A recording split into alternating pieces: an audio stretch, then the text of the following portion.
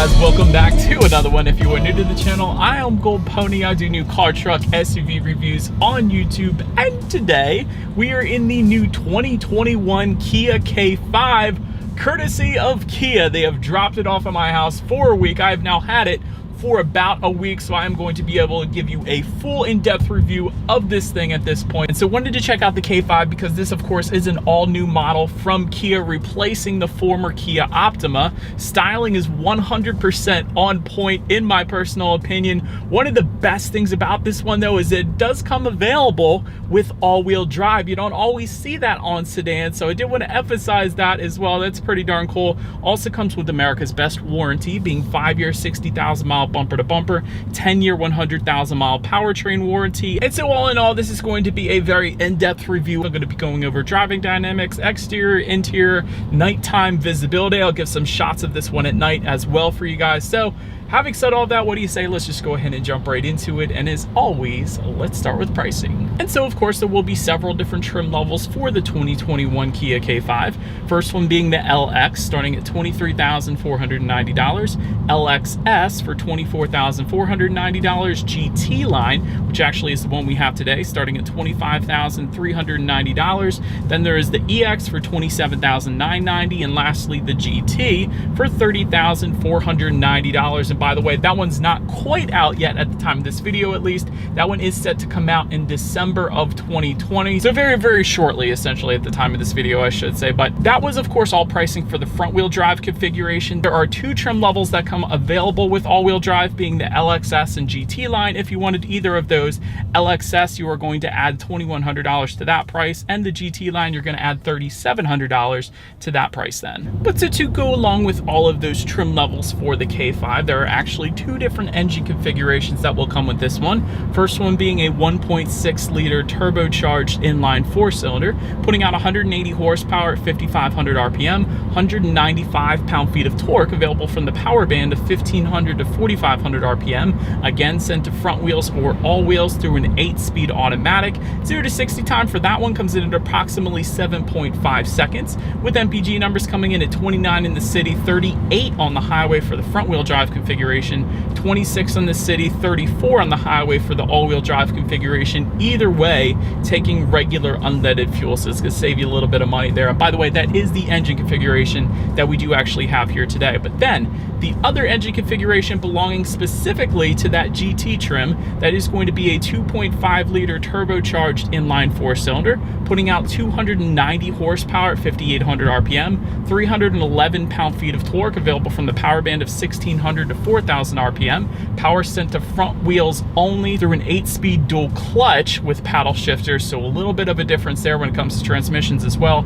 0 to 60 time for that engine configuration comes in at 5.8 seconds. That is pretty darn cool. Top speed 145 miles per hour, and MPG numbers coming in at 24 in the city, 32 on the highway. But so then, before we do any kind of acceleration test here in our new K5, did want to mention to you guys, there are some drive modes. There's actually a drive mode dial located directly behind the shifter. Those drive modes will include Eco, Sport, Sport Plus, and Comfort, adjusting things like the shift points, the throttle response, and actually the steering sensitivity as well. And so now, having mentioned all of that, what do you guys say? I'm just going to turn that little dial to the right. And by the way, there is a custom driving mode. I almost forgot to mention that as well. So if you didn't want all of the characteristics of Sport, let's say, with the increased throttle response and all that, you can actually set that custom driving mode to maybe include a heavier steering sensitivity, but not as much of the throttle response increase as with the Sport mode, basically. But having said all of that, what do you guys say? Let's go ahead and find a straightaway here, and let's do a quick little acceleration test here in our K5, and let's see how quickly this one is going to get us up to speed. All right, we've got a little bit of wet roads here, you guys, but rolling start. A little bit of spinning. Dang, revving high.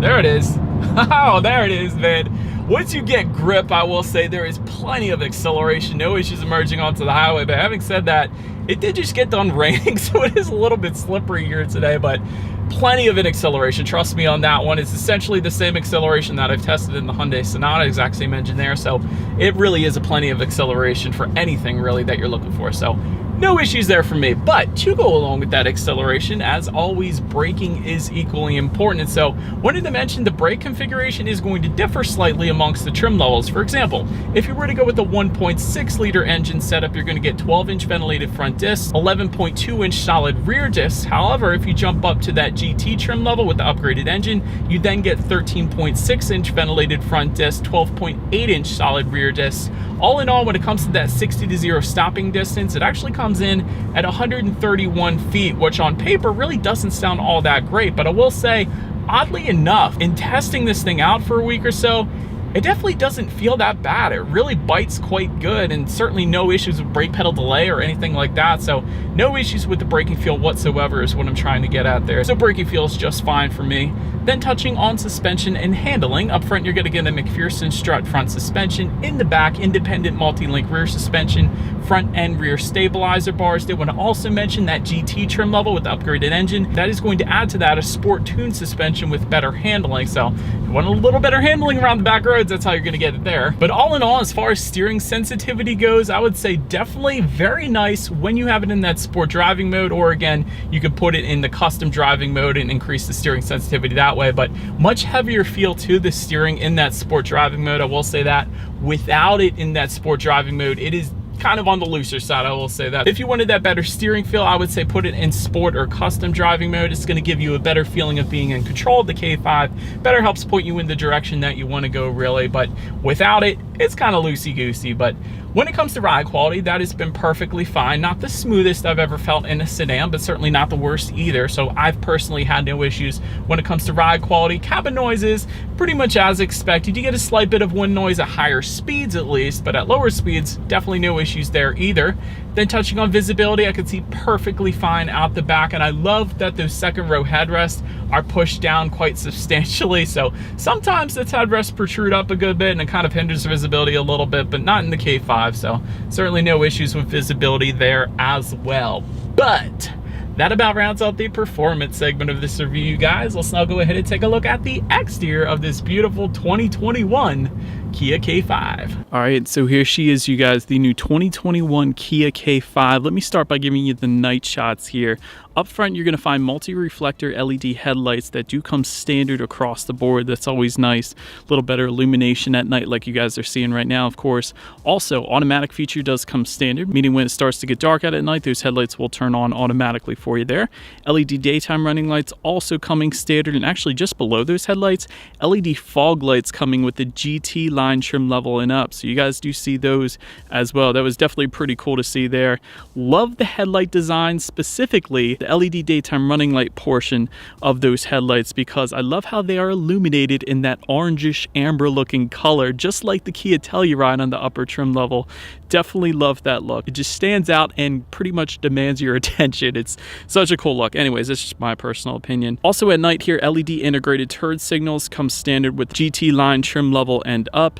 LED taillights, again with that GT line trim level and up, so a little better illumination at night. That's always a good thing. Very nice design to the taillights too. It's not a solid LED light bar like you see in a lot of other manufacturers. It's kind of broken up, but it's unique and different than every other car that you see on the road. So for that reason, I absolutely love it. And overall, just plenty of illumination for night driving. So within my week of driving this thing, waking up early in the morning to get to my day job, definitely no issues with visibility whatsoever. I could see perfectly fine driving at night, and everybody else could see me perfectly fine thanks to LEDs all the way around essentially. So you gotta love that. It's a little added safety feature, quite honestly, as well. But now let's go back to the daytime here. All right, so now welcome back to daylight as I am walking up to this 2021 K5. Amazingly aggressive looking front end. It looks like nothing else on the road. Somewhat European look to it, if you ask me, and I absolutely love it. Looks definitely quite nice up there. Let's go ahead and start with the front grille on the K5. Front grille is actually going to differ amongst the trim levels that you go with. You will find that hyper silver cat nose cascading style front grille for the LX, LXS, and EX trim levels. However, you will get a GT specific front grille if you were to go with the GT line that you're looking at right now, or the standard GT. GT. So this is essentially how that is going to look like. And again, it looks like nothing else on the road. It's definitely a very unique style front grille that continues out underneath those front headlights as well. So you gotta love that. I do, at least. And front fascia is actually going to follow that same theme when it comes to differentiating amongst the trim levels. It's going to be slightly different for the GT line and GT comparatively speaking to those other trims. So I did want to mention that as well. But since I've already covered the headlights, let's go ahead now and make our way to the side of the K5 here. So forgive me, you guys, I have jumped in the woods to get a better view of the side of the K5 here. First thing I want to mention is the upper chrome window trim that flows into the back portion, flows into the trunk, I should say.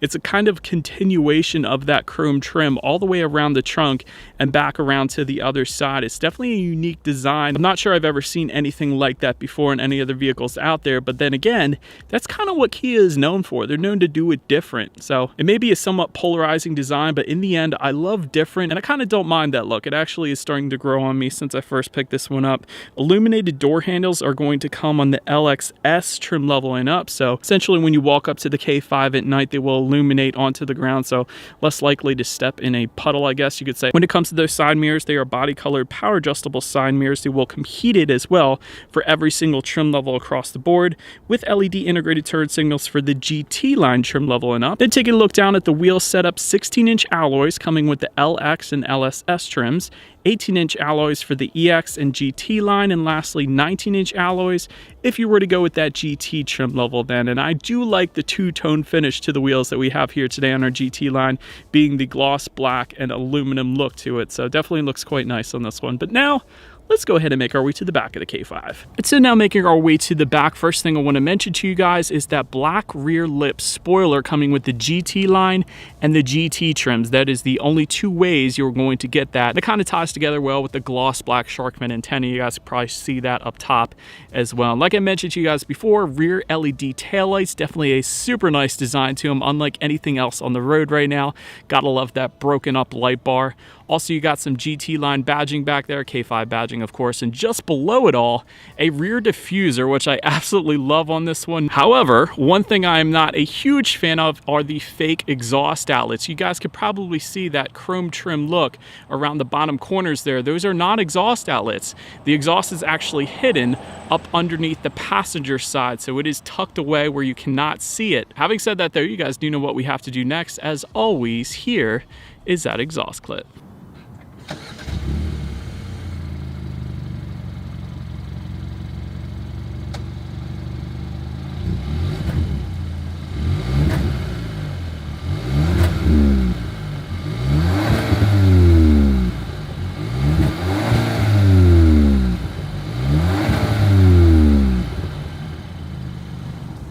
All right, so now since we are around back of the Kia K5, when it comes to opening that rear trunk, there are a few different ways to go ahead and do that. There is a button on the key fob itself. There is also a button by the driver's side left knee, and there is of course a button on the trunk itself as well. And by the way, that button is kind of incorporated pretty nicely. You almost can't even tell that it's there, but it's going to be located just to the right of that rear view camera. You could probably see that though. But once opened up, cargo capacity comes in at 16 cubic feet even. If that was not enough space, there is a 60-40 split if you were to go with the LXS trim level and up. Actually, that's how you're going to get that, but meaning simply fold the rear seats down by pulling the two levers in the trunk itself.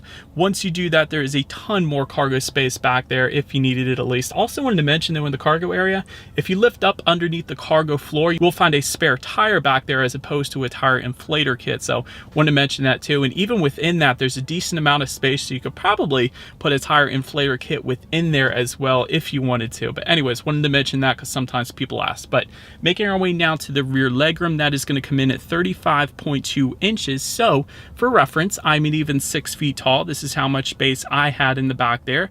Also, two rear USB charging ports are going to come with the GT line trim level and up. That is what you guys are looking at right now.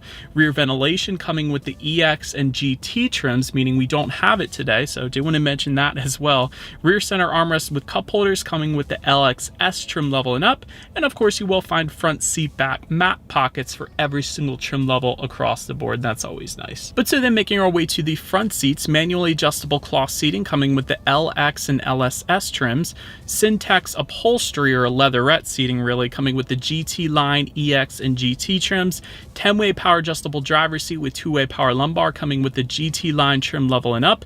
Heated and ventilated front seats coming with the EX and GT trims. Heated front seats only with the GT trim, and you can actually get ventilated front seats with that GT trim. I did want to mention that because that is, of course, the most expensive trim, so it would make sense that it was at least available as an option there for you, and it is. So another thing I wanted to mention though, the GT line badging found in the upper portions of those seats, I found that pretty cool. And overall, extremely comfortable seats. It actually surprised me. I would even say more comfortable than the Hyundai Sonata, but definitely very comfortable seats. I can easily see myself going on a long road trip in the K5. So well done, Kia, for creating some comfortable seats there. But then taking a look up front at the steering wheel, it is tilt and telescoping. It will come with a flat bottom. If you were to go with the GT line trim level, that of course is what you're looking at again right now.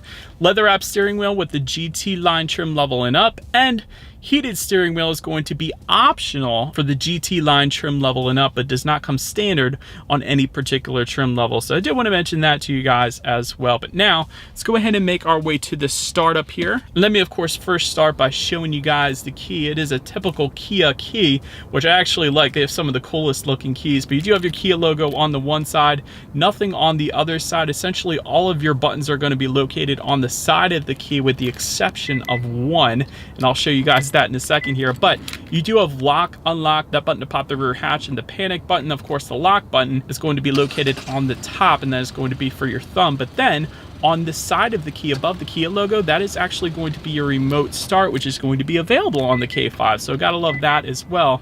But essentially it is all keyless entry with a push button start if you were to go with the LXS trim level and up. So therefore, all I am going to do here is simply put my foot on the brake and press that engine start button located just to the left of the climate vents there. And so, but then once started up, you will be greeted by a nice K5 digital display front and center. Tachometer is all the way to your left, speedometer all the way to your right. And to control what is on that center display, there are steering wheel mounted controls on the right side of the steering wheel, giving you a bunch of different information you can scroll through, including a digital speedometer. That's pretty cool. Tire pressure information, how many miles you have left until you hit empty.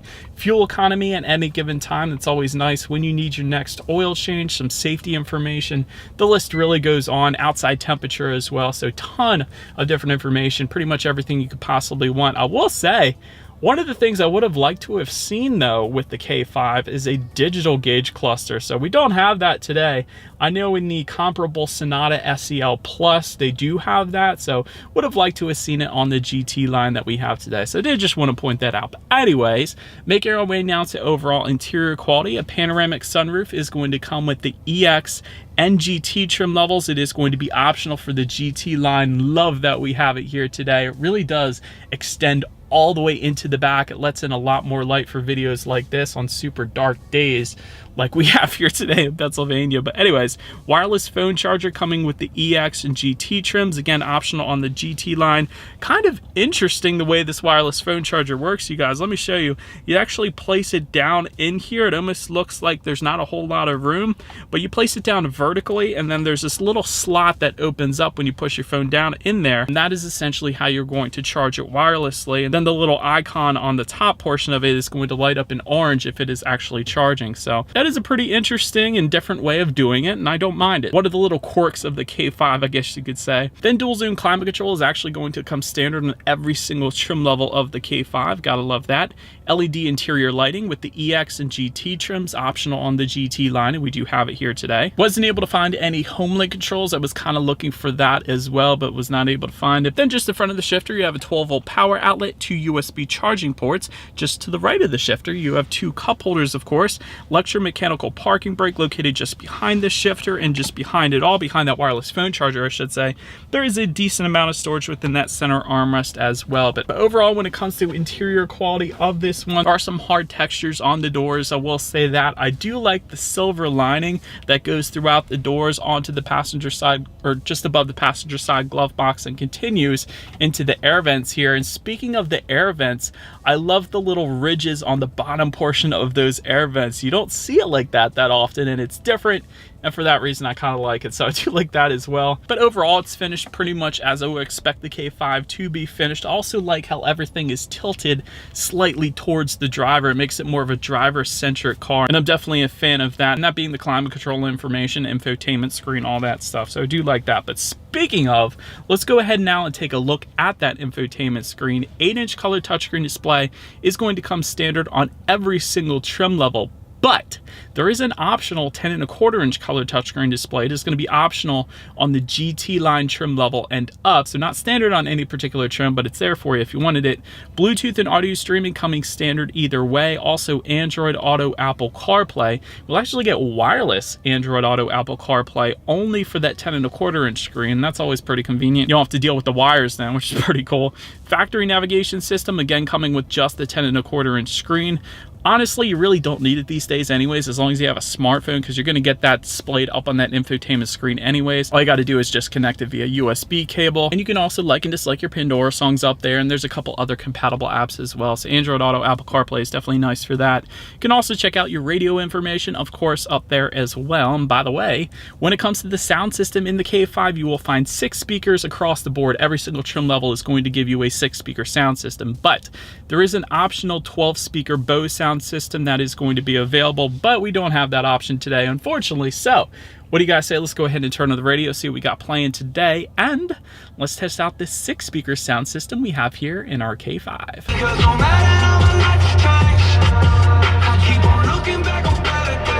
All right, couple things with that sound system. Bass was more than expected. I loved the bass, actually, at least when it comes to a 6-speaker sound system.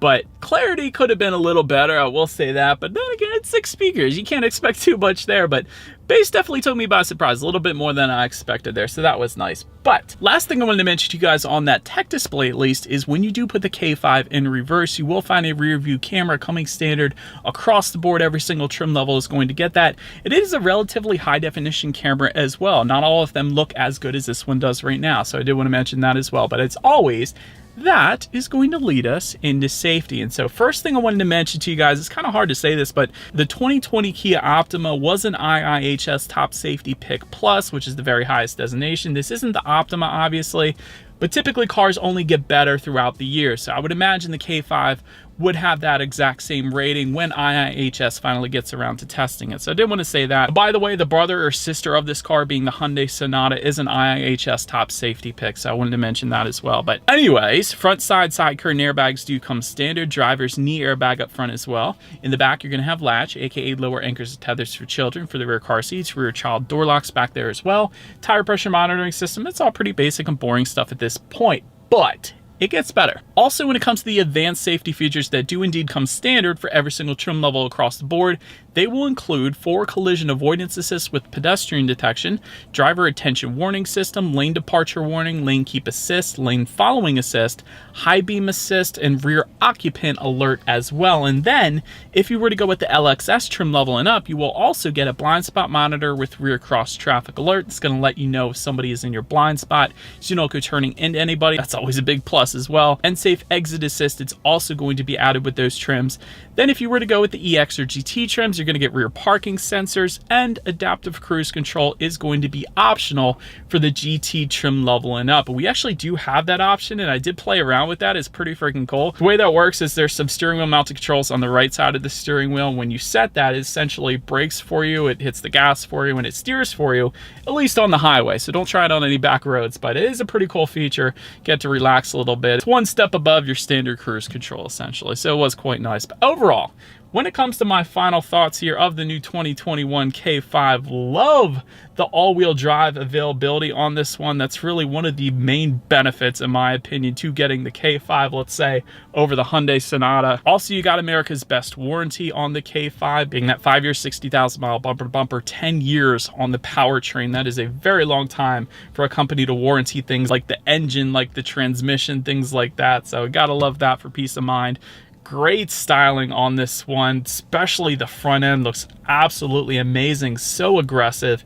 Even the taillights, I love that as well. So very good styling, Kia, well done there. Really wish I could have been looking at a digital gauge cluster right now. Maybe that's a little bit of room for improvement there. So a lot of manufacturers are going that way, including Hyundai, and I know actually Kia has done some as well. So would have loved to have seen that rather than the typical analog gauges that I'm looking at. But overall, an insanely solid pick here with the K5. If you are looking for very aggressive styling and available all-wheel drive as well, that's really a big one here in Pennsylvania because it is going to snow eventually here. This really is a super solid pick, especially when you take into consideration the fact that it's an extremely safe vehicle if you have kids in the back, and also the warranty itself that comes with this one. So overall, let me know what you guys think of the K5 here in the comments section below. That is about it for this one, you guys. Thank you so much for watching. Thank you, Kia, for lending me this for a week. I do appreciate it. I do appreciate all you guys. Feel free to follow me on social media at the bottom of the screen there. If you want to see what's coming next on the channel, be sure to hit the subscribe and the bell notification button.